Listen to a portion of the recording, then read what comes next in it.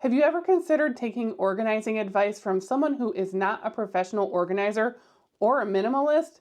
At least, I don't think he's a minimalist, but this is the first time I'm seeing his channel. His name is Nick Lewis. Let's mix it up a little bit and see what an interior designer decorator would recommend. And the things that he is saying are the wrong ways to organize our homes, because I'd like to know what I'm doing wrong so I can make it better. Let's not waste any time and get right into it. Hi everyone, it's Nick. Welcome back to my channel. Okay, in today's video, we are going to be talking about how you're doing home organization wrong. I know it's the sexiest of all interior design and home topics. That was obviously sarcasm. I feel like some people don't get my sarcasm and I need like a little sarcasm meter on them. Chances are if you're in doubt, it's sarcasm, okay? That's probably how I roll. So I think we'd be let's work good with friends. that. But you know, listen, you might love home organization. You might be one of these people on TikTok that I see that like take all their, you know, like ice cube trays and they've got like all the different shapes of ice cubes, and some have little lemon peels and some have little orange blossom and little roses. If that's you, this video probably isn't for you because you're so far off the deep end for home organization. There's nothing I'm going to say to you that's going to be interesting or that you haven't thought of before because you're obviously kind of a little cuckoo. That's not, this video isn't for you. I'm thinking of like practical tips for real people because I'm not particularly super organized, but I do have some things that have helped me along the way, and that's what we're sharing in this video. Also, by the way, if you go and get the Interior Scoop, which is my weekly newsletter that comes out every Monday, I already covered this a couple weeks ago. If you're interested, go check it out. Tips over there, I'll so link feel free his to check channel it below. out. And this video, by the way, is sponsored by my like favorite that sponsored me a million times, which I love, which is Brooklinen. I personally am not in the market for Brooklinen, but again, this video that he created will be linked down below. I'll even try to find his affiliate link if he has one and make sure it's obvious somewhere here and also in the description box if you prefer that. So make sure you support him because we're looking at his channel today. Okay, first tip for you for a home organization is going to be hide countertop appliances, or honestly, put away things that you don't use on a daily basis, or at least every like 2 or 3 days. This is hard, but like sometimes, you know, when I do Roast My Space, which is another feature that I do here, I'm overdue. I need to do one of those soon, where people send in submissions of like what they want to change in their home. The number one thing that I see all the time in the kitchen is a bunch of appliances that, let's be honest, let's be real, I do try to limit you're not using every day. Now, I love it if you're using your Magic Bullet and you're sitting there, your Vitamix, and you got yourself a big old green smoothie every day, and you're like, oh, I drink 3 liters of green smoothie every morning before breakfast, and I don't even drink coffee. Like, if that's you, good for you. But I don't think it is, because I don't think most people are really living that way. If it is, keep it out. Use it every day, go for it. But consider hiding things that you don't use all the time. So you know what? If you use a NutriBullet once every 3 or 4 days, or that juicer that you bought that's collecting dust, maybe you don't necessarily need to put it on the countertop. So I feel like this is super practical. My only thing, which is a me problem, it's not him, it's great advice, is that I sometimes will get into a run of I'm using my toaster more often, so I just leave it out, and then all of a sudden it's been there 3 days and I haven't touched it or used it. I think maybe I just need to get into like a better habit for putting certain things away. Same with my little mini crock pot. Love it. And in the wintertime, I was using it all the time. And now I think it's become one of those clutter white noise things in my brain where I just don't even see it, but I need to get better at that. Also, who else here is loving his sense of humor? Oh my goodness. Yeah. I will probably watch every organizing video from him from now on, and probably other videos that are not on organizing, just because we need more people like this to just give us a laugh and lighten up our lives a little bit. So let's get back into it. Consider putting things away that you don't use on a daily basis. Keep your countertops clutter-free and only kind of restrict them to the things that you and your family use on a regular basis. So salt and pepper, that's fine. Maybe you cook with olive oil every meal, in which case, go ahead. Find a ideally aesthetic place to put your little olive oil. I got this little cute one here at H&M Home because that's just me. But like, you know, go overboard, find a place for you to put your things that you're gonna use on a regular basis. I think that's fine. Again, if you can make it pretty, even better, but consider just at the very base level, putting away stuff that you don't actually really use all the time. So if you're like a person who eats toast, you know, once every few days, He's even telling me to put away my toaster. We all got it during the pandemic. If you got the air fryer, we all got that one too. I love an extremely niche, specialized kitchen countertop appliance. Kind of use it's that my favorite almost every thing. day with I'm the sorry, oven still I will buy not every single being one. fixed. I got a sous vide. I got the air fryer. Like I bought an egg bite maker the other day. Why? Why did I do that? I don't even know. But I did. And like I love these things. I love a niche appliance. But you don't need to display them because they're not particularly pretty. And honestly, it just adds to the clutter and the chaos that is already in your kitchen, already. So if you see these beautiful aesthetic places and you're like, how do they do it? They do it because they put away the crap that they don't use all the time. So tip number 1, look at the things that you use on a daily basis. Consider how you can store and display them. That's fine because you use them regularly, but consider hiding the rest.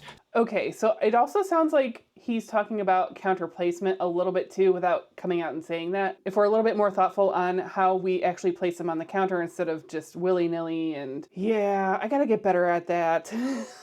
I was doing so well and then I don't know. So if you've got, maybe stuff that you use all the time, maybe it doesn't have to necessarily just apply to the kitchen. But Think I of what also you got appreciate going on in the that living he room. admitted that Do you he gets like use, a candle every day because you like the scent? Go for like it. fun Do you use things in the bedroom that you use every day? We're not going to talk about it, but let's just say you use those things on a regular basis. In which case, feel free to just, we're going down a different path here. I'm just gonna say a book. Maybe you read a book. In which case, read that book and keep it out on your display. That's fine. Even then, consider putting it away. Do you know what I mean? Like, put away the stuff that you don't use all the time. I'm gonna quit while I'm ahead. We're just gonna say that. Yeah, that's probably smart. Okay, next up on my list is gonna be closed storage. So this one I'm a broken record for because I'm all about this. My mission to not eliminate open storage, but at least to like an open shelving, but like at least to use it for what it's, in my opinion, meant for, which is going to be to use and display things that are actually really nice. So chances are most of what you have isn't that attractive. Someone had to say it to you because your friends are not doing any favors. You know what I mean? Like you're displaying stuff that's not particularly attractive. And again, attractive is subjective. So like if you like it, go for it. You're like looking back and you're like, but those books are ugly. Good for you. I don't care what you think. You don't have to like my clock. I don't really care. And yes, it's always perpetually 12:18 where I live, in case you're wondering. That's fine. Like you don't have to like the things that I like. And clearly I'm not the only one who has issues, fixing broken things. That's refreshing. I get what he's saying, at least in the main living areas. Obviously in a utility space, or if you have a basement or something, then the other styles are probably fine. I think that is also kind of key to how I've started keeping my bookcase. Even before I even moved, I was considering buying a second bookshelf to match the one I have because it was like way overflowing. I'm gonna have to go back and see if I can find it in the background of any old photos because as many books as I could cram like in this way, and then I would start putting them this way, and it was just, I'm surprised the thing didn't break, honestly, because it's just a Target press board, I think. So I'm impressed that it held up. They discontinued it and I couldn't find the matching one. That actually kind of bothered me a little bit. And so then I was like, well, I'll get one that doesn't match, and then I'll put that one in the bedroom, but then which books go in the bedroom? And then eventually I was like, most of these books I can get from the library anyway. Even if I just take the reference books that I do reference every so often and just take those to my workplace, it really made a huge difference to get rid of things that I could easily get from the library, take the books where they belong, which would be the workbooks. Well, not workbooks, but like references that I would use at work. The types of things that I tend to read towards bedtime go on my nightstand, and there's not a ton on there right now. So anyway. And I don't have to like the things that you like. That's fine. Like consider the stuff that isn't really attractive to you and think of hiding it. Because really, open shelving is great for adding personality, for adding things that you really enjoy, that you want to show off, that you want to look at all the time, that you use all the time, like I just mentioned C.1, you know, feel free to put that into open storage. I think that's okay. Things like cookbooks, like things like maybe you've got some Le Creuset that you really love, that you're like, yes, I want to show this off. Maybe you're a Staub girly. I don't know which side of the fence you're on, but you know, pick one and then feel free to display it. Have fun with it. That's great. But you know what? You have a lot of ugly stuff. And that's okay, because I do too. Like, it's functional and we need it, and that's okay. He is super refreshing here. So shout out to Nick, because this whole movement where we are trying to make things so incredibly aesthetic, and this is coming from an interior designer where you're like, okay, but then I have stuff that isn't particularly attractive, but then how do I manage it? I think this is practical. He's kind of saying maybe you tuck those things away, or, he's got the nicer baskets in areas. So, or at least showing homes maybe he's done where there's that in play. In which case, consider hiding it behind some closed storage. I think that just really makes the place feel a lot less chaotic. It's going to make it feel a lot more peaceful because it doesn't add to the visual clutter that's in your space. That's what it all comes down to. You're going to feel a lot better, your space is going to feel lighter, and it's just going to feel just a lot more zen to be in it. You're going to enjoy living in the space. And yes, assuming that you remember all the stuff where you put it, you can access all that stuff, appropriately when you need it, which is really what it's there for. So closed storage, in my opinion, as you all know, is underrated in people's homes. I do feel like I agree with that overall, but it's also sort of depends on who you are as a person. I mean, I guess like if you do the clear acrylic bins, they're usually behind a cupboard or in a closet somewhere. I feel like he's a fusion between like the sad beige movement and like being practical. So far, I'm impressed.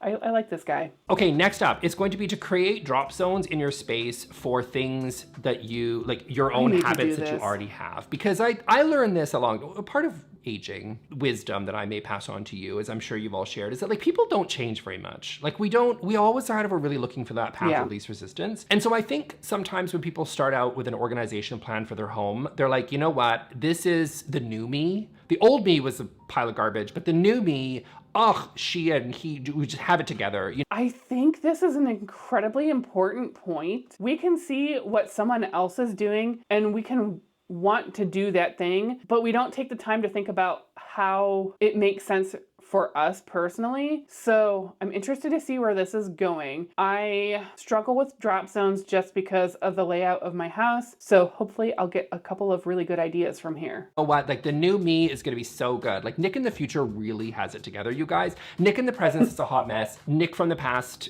who cares? Nick in the future though, like he's got it going on. Like he knows what he's doing. But the reality is that the Nick from the future is going to be the same as the Nick from the present, the same person that's sitting here on your laptop right now. You know what I mean? Like it's going to be the same person. So let's work with the behavior you already have. So good examples of this would be like when you walk in the front door, where do you put your keys? Where do you put your keys? Where do you put your wallet? We've all got the cell phone, wallet, keys, sunglasses, chapstick. Like we've all got the things that we need, right? That we require when we leave the house every single time. Consider putting that in a space, closed door ideally, but if not, you won't remember, that's okay too. Like find a little spot that is going to be ideally aesthetic, ideally closed, but again, if you don't, you're not gonna find it because maybe you might forget where you're putting things, that's fine. You can keep it open if you need to, but ideally an aesthetic little spot where you can just put on a regular basis, work with what you've got.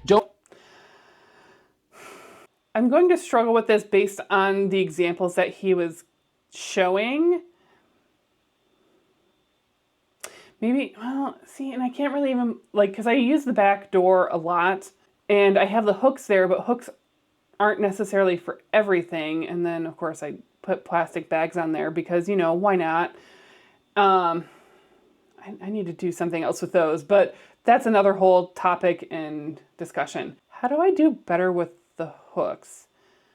So obviously, like the harness and leash, well, I have since tried again with Queso to get him on the harness and leash. It's not going to happen, not without losing fingers and a pint of blood. So I can put those away. So they do need to get put away, but I'm not getting rid of them just yet because I'm hoping to train someone to start using them. She's way too tiny for them right now. And of course I need both sizes just in case. I don't know how big she's going to end up being. But other than that, I think if I put a shelf up above that or something, because it's so tight coming in that door, I think I would end up actually like conking myself on the head. I should be used to it by now. I'm almost 6 feet tall. I'm going to think about this some more and maybe he'll have some more examples here. Don't necessarily think that the new you is gonna like put away your shoes and like you're gonna like put them in your little organization in your bedroom in your walk-in closet or something because you wanna be that person with the super beautiful walk-in closet. If that's not you and you're like me, you just dump your shoes when you walk in the front door, then ideally section it off and have a little spot for it. So if you're the person that just sort of walks in and you just drop your coat like in the front hallway, whatever, then try to find a coat hanger that is gonna be beautiful and is gonna be functional and is going to be where you're actually gonna put your coat. You mean besides the chairs at the dining room table? But I do sometimes get better about putting them on the hooks. And I think it's just because the door I use, it's such a tight space. And, you know, throughout the week at least, if it's just me and I'm not having any company over, it is just easier to grab it off the dining room table.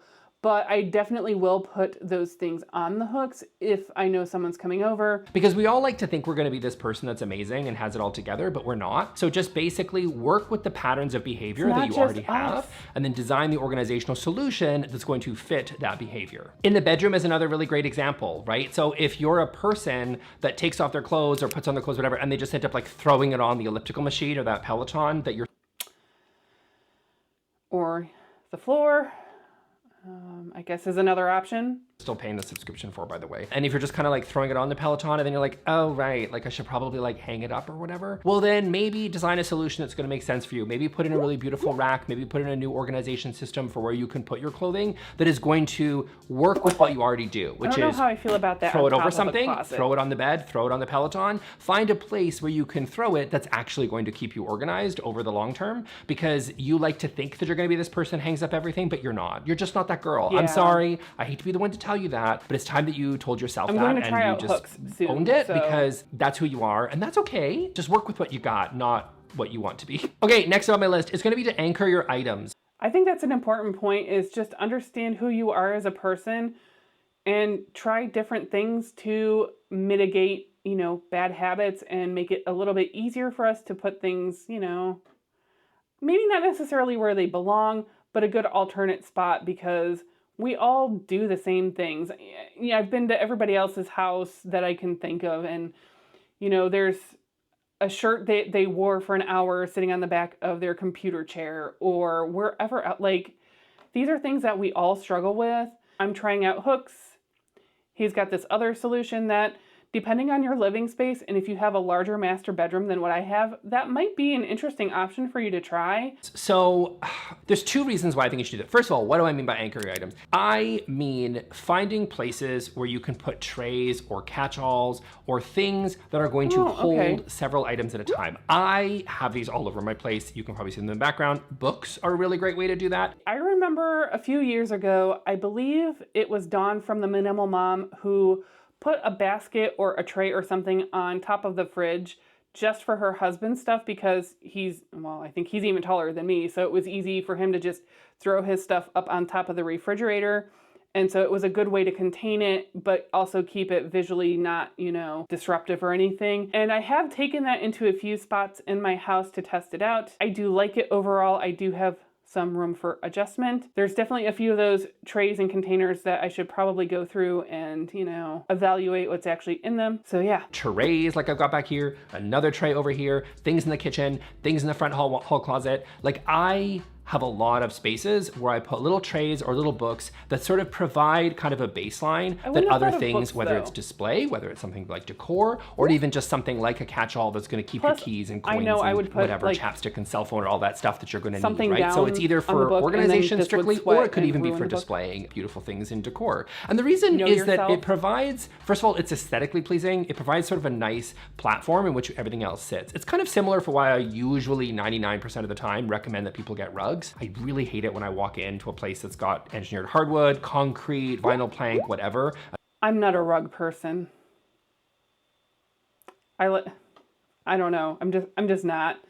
There's no rug. It's like, it just feels like it's floating in space, right? And it doesn't look like it's really grounded or centered. And that's why rugs are really great, because it grounds the living room. So you have the couch, the coffee table, the side chairs, all that stuff really grounded in that one space. Same rule applies for grounding the rest of your stuff. So maybe it's in the kitchen and you've got a cookbook or your olive oil or your salt and pepper, you got all that stuff. Consider putting it, you know, aesthetically on some sort of a platter. Maybe you've got items that you use on a regular basis. That's actually not a bad idea. Those things in the front whole organization kind of area. Maybe it's things in your bedroom. Maybe it's your bathroom. Maybe it's all of like the lipstick, and you've got all the like, oh my gosh, all the cosmetics. So I have actually started noticing that about a few things on one of my bathroom counters, where originally I had this little container tray out on my bookshelf because, well, why wouldn't I have it on my bookshelf? I have actually really wanted to try this with some of those extra bins and trays from doing the hall closet, but, you know, one thing at a time. We just haven't gotten to the bathrooms yet. You've got all this stuff absolutely chaotically all over the place. Providing sort of a catch-all that's going to help ground all those items so they're not sort of strewn all over the place. It's going to help anchor it. It's going to be a lot more visually beautiful. And it has the added bonus, this is the second piece, of limiting yourself and provides that sort of base limit for what you can actually put in that space. Okay. So when you have no limit, let's say bathroom vanity, right? When you have no limit, things can get chaotic, things can get out of hand because your mind thinks, again, path of least resistance, there's no anchor point for everything. I have all of this countertop to put all of this crap, and you will fill it. And that's why your bathroom might feel a little bit unorganized and overwhelming. I like the practicality of this too, because I struggle with bathroom vanity clutter because it's like you try to make it so that there's almost nothing on the counters, and I know some people have like the little get ready totes or whatever. That's not going to be me in the morning ever, never a day in my life. But I do like this approach where it's like, okay, you can have things on the vanity, but they have to fit into whatever your defined space is. So then that way, I guess like for instance is instead of having several perfumes out on the vanity, then I go, okay, which one have I been wearing lately? Let's go ahead and put that one in my little morning bin. And then it gives me the flexibility of like, okay, maybe I want one of the other ones and I just swap it out. And, that'll be my baseline too, is if I really want one of the other ones, it's going to like trigger my brain to go grab that out of the little, I don't know, medicine cabinet thing. Now, if you put a tray, a reasonably sized sort of tray to put things like perfume or whatever, or you've got that bathroom vanity mirrored sort of closed system in which you can put, your toothpaste or your toothbrush and your flossing and your all that stuff in there. It provides a natural boundary for you to not want to necessarily kind of expand beyond that boundary. So it kind of limits how much stuff you're going to do. I'm And definitely then going from to there, the implement stuff that that you when we do the don't use bathrooms. on a regular basis, C.1, you can actually store in a closed storage system. See how all these tips are working together? This is what it's really all about. It's about working. Although I will have to say, I am not a fan of those over the toilet things. If you are in a super tight space, then that might be your only option. I've just never cared for them. I don't know if they feel claustrophobic. I don't know what it is. I've just never ever cared for anything that goes over the toilet like that. But I get it for incredibly small bathroom spaces. So don't listen to me if this is something that you like. With the behavior you already have, putting natural limits on how much stuff you're actually going to put on display, storing everything you don't use every day, ideally in a closed storage system. That's where we're at. Okay, and then next up, we have to also talk about to invest in organizers. Organizers are really important. This is oftentimes whenever I do a HomeSense video or an IKEA video, I usually take some time to talk about the really unsexy things of home organizers, because I still stand by the fact that baskets and little trays and little bins are just like, they are part of the home decor world, even if people don't want it. It's not as fun as making fun of crappy art or ugly pillows. I grant you, I love that too, you know me. But that's funny, and I'm going to have to go and watch some of his roasts. I'm going to go ahead and put one of his roasts on the end screen too, because you deserve a laugh too. The truth is that a lot of our life is just like organizing all this stuff. We all have way too much of it. Bonus tip, feel free to get rid of some stuff. But for the stuff that you do have, organize it. It's again, kind of like my previous point, it's gonna provide sort of a natural limit for you to be able to kind of like you have the bin to work with, because if you don't have any limits through a bin or a tray, things start to overflow and they start to get really out of hand. It also becomes more aesthetically pleasing because things in bins, it just keeps you organized. It looks cohesive because you can buy the same bin, you can buy a whole organization system. He doesn't really go into depth on what kinds of organizers he would recommend necessarily. I think it's just more the idea of it. But clearly he does have a particular aesthetic. So I could see him being, I don't know if that's even Container Store, if they do the bamboo stuff, or if that's, an even higher end kind of store. I like the idea of the bamboo ones, but I think they're so thick, then I don't know. My drawers are tiny though, so maybe that's why I want as much real estate as possible, and I don't want to give anything up just because of the thickness of a little you know, tray divider thing. For you to invest in different ones that IKEA makes, for example. They're really, I mean, they're kind of known for this. They're really amazing at home organization things. Cute wicker baskets are always going to be cute. You know, plastic ones are fine too. Lots of different ones. If you have trouble seeing, you know, into the baskets, feel free to use something like an acrylic. You know, that can make sense for you. Ideally, you know, the aesthetic ones are the ones you're probably going to display the most and enjoy to look at the most. But if you don't really care about that because you're storing them in a closed storage system, just go for the ones that make it really easy for you to identify what you need. And that's going to really help you actually organize your life so that your home becomes a lot more functional. Because yes, in this, you know, this channel and in interior design, we love to talk about the aesthetics. I think he's about to go into a whole thing about function, and I can't wait to see what he says. He's not calling out any of the Pinterest-worthy kinds of stuff, so I think he's kind of suggesting there is a balance. So let's see what he's got to say for the rest of it. That's really fun and it's like interesting. But the truth is that so much of the nuts and bolts of living in our spaces and, you know, being in these homes that we love is keeping ourselves organized and having access to the regular stuff that we use all the time. So that's it for today's video. I hope you really enjoyed this one. I actually really did.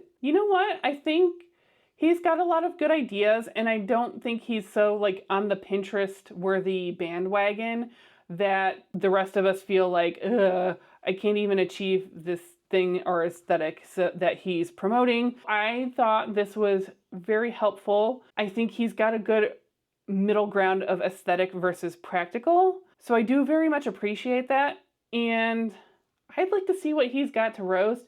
So if you want to head over here with me, let's go ahead and watch this one next.